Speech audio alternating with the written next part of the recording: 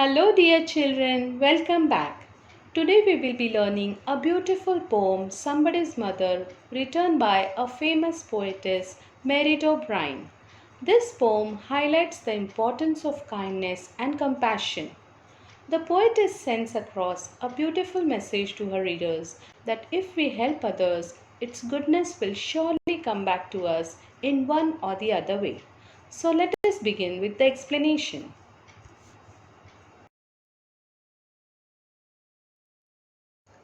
The woman was old and ragged and grey, and bent with the chill of the winter's day. The street was wet with a recent snow, and the woman's feet were aged and slow. She stood at the crossing and waited long, alone, uncared for, amid the throng of human beings who passed her by, nor heeded the glance of her anxious eyes. On a winter's day, an old woman was standing alone at the crossing, waiting for a long time. She was wearing worn out and untidy clothes. She had white hair and was bent as it was a very cold day. It had snowed recently, so the street was wet. The old woman was waiting there for a long time, while people were walking around her without even looking at her. The woman was looking at everyone anxiously, expecting someone to help. However, no one even cared to look at her.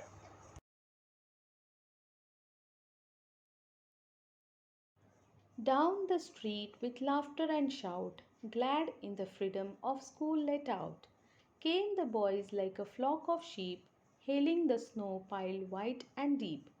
Past the woman, so old and grey, hastened the children on their way, nor offered a helping hand to her, so meek, so timid, afraid to stir, lest the carriage wheels or the horses' feet should crowd her down in the slippery street.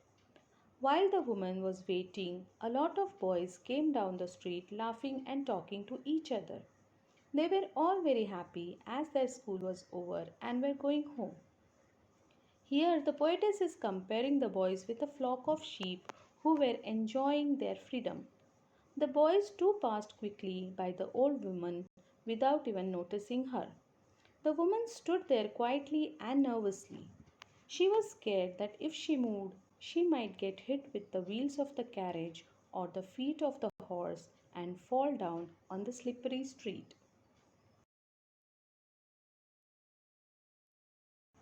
At last came one of the merry troop, the gayest laddie of all the group.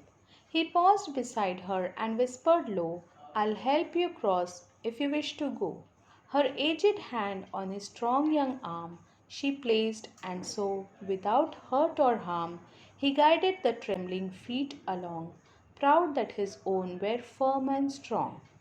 Finally, a young boy from the group stopped beside the woman and spoke softly to her. He told her that he was ready to help her if she wished to cross the street. The boy held the old trembling hand of the woman in his hand and safely took her on the other side of the street. The boy felt very proud that he was able to help the old woman.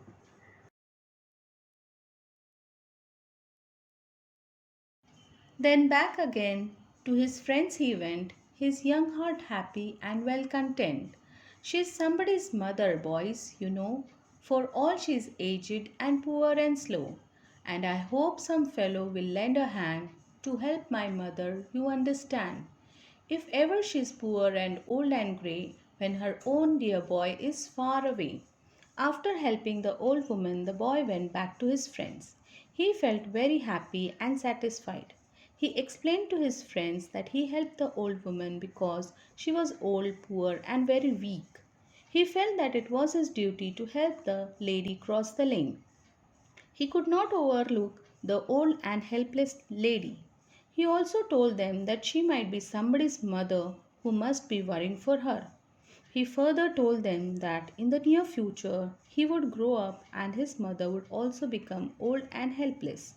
It would not be possible for him to be always with his mother and take care of her. At that time, a boy like him will lend a helping hand to his mother.